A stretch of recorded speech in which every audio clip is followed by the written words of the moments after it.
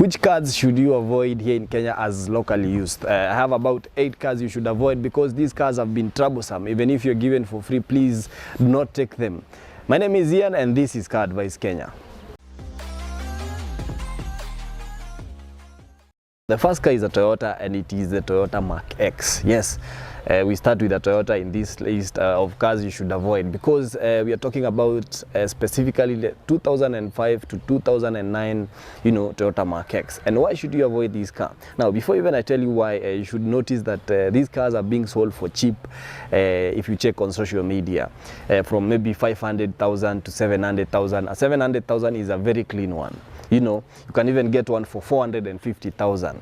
Compared to other brands, and it's a Toyota that retains high, resale value. This is doing very, very bad. You might ask yourself why.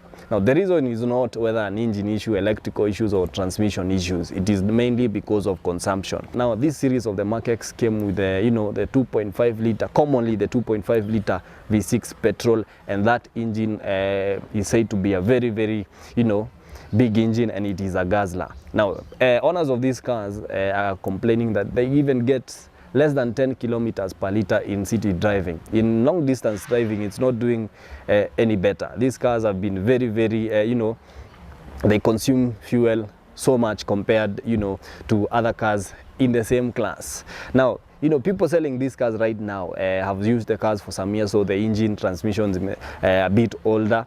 They sell it to another person who maybe sees it's a Toyota, it's reliable, but I want a big car, so let me get a Mach X. And that's when you find out why you should not be buying a Mach X, because there are so many people who have bought them second hand, maybe for 500,000, 600,000, and they have parked them at home because they cannot, fuel these cars on a daily. That is the main reason you should avoid, this series of the Toyota Mach X. Buy it if only you're very sure you can, fuel is not an issue for you. You don't have to wait for EPRA every 2 months to see the new fuel prices.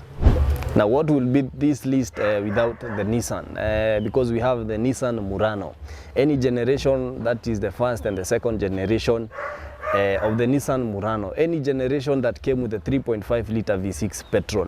Now, the newest, Murano, the 2025 one, has a inline 4-cylinder turbocharged petrol, 2 liter. That one is better. Of course, it's new, so many users haven't complained about it. But the previous generations, Nissan Murano owners have complained of fuel consumption of this car. It's a very, very big engine. It's also very lazy compared to, the amount of fuel it takes. You're better off with another car. So just like any other Nissans, the Nissan Murano has CVT issues. That's issues with the transmission. And the resale value is also in the pits. So I do not see a reason why you should get a Nissan Murano, especially as a local used car. This next car came with engine issues, transmission issues, oil leaks, electrical issues, fuel pump issues, turbo failures for the versions that came with the turbos, and that's of course a BMW, and it is the BMW E90. That's the 3 Series, BMW. Now, this BMW is so bad that at the moment selling at the same price as the previous generation of that BMW 3 Series, that is the E46. BMW 3 Series E90 came with the, mostly the N Series engine, which is very, very problematic. Owners of this car are, selling them in the market, giving them for any price that, they can offload them. Now, most owners of these cars have done, some mods, better lights, putting wraps, just to hoodwink you buyers that it's a nice looking car, but once you buy it, you start having blood pressure issues, your hairline recedes. This is a car that I would not advise anyone to get unless you're getting it and swapping, mostly with a, if it's an M54 B25 engine or a B30 engine, that's, more powerful and more reliable.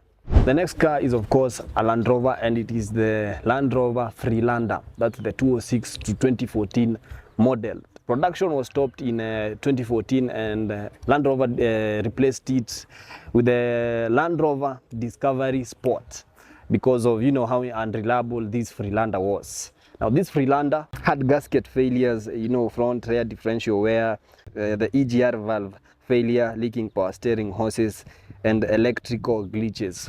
Most owners, ditch these cars in 2 to 3 years after buying them from Japan. And their resale value is also in the pits. This is a car you can own only if you know you're going to pass it to your children and they pass it to their children. This is not a car you have in mind that you're going to sell it in the future. The Mitsubishi Pajero is one of the best off-roaders in its class, but it's also one of the cars that can have you bankrupt, especially the mid-2000s. This one was competing with the J120, that's the Prado J120, and you're better off with the Prado J120, especially the 1KD diesel engine, D4D. Now, why is that the case? Because this Pajero has catastrophic engine failures and transmission problems. Owners of this car spent around 200,000 on maintenance annually, and the vehicle depreciates 65% within 1 year, meaning its resale value it's quite in the pits, and its poor reliability and high cost of maintenance has been a very, very major cause in why you should avoid this car. The next car is a luxury one, and it is the Range Rover Sport post 2013, meaning 2013 coming towards 2026. Any car that came with a 3-liter TDV6 engine and the 5-liter supercharged V8. These cars were quite unreliable with electrical issues, engine issues, suspension issues, and suspension for the Land Rover is of course air suspension, which is very, very expensive to maintain. In fact, this is a car that if one of the suspension goes wrong and you are in somewhere not near Nairobi, you are most likely going to have to call a flatbed. That's why they are flatbed merchants. So this generation of the Range Rover Sport has been very, very unreliable. If anyone ever offers you to sell you a Mitsubishi Lancer 1500cc GDI at whatever price, please do not buy it, because that's one of the worst cars you can buy. In fact, if you own this car or when you buy this car, mechanics can be very, very close to you, because they know you're going to finance their dreams, because this is a money pit. The 1500 cc petrol, the gasoline direct injection, has been very, very unreliable with engine issues. You can only buy this car unless you're very sure you're going to do what we call an engine swap. Before buying the car, you know what engine fits there and it's reliable, and you have money to do that. Otherwise, do not touch it, even with a 10-foot pole. The last car on my list is the Nissan Navara, especially the mid-2000s. This is a car that business people avoid it like a plague. They instead go for the likes of the Isuzu D-Max and the Toyota Hilux, and I do not see a reason why you should go for a Navara in any generation and you have these other options. You're even better off with the Ford. In fact, some Ford models with the EcoBoost engines had issues, but you're better off with them than a Nissan Navara, because engine issues and gearbox issues are so frequent that you cannot even do any business with it. Business people know this. Any Navara is a no-go zone.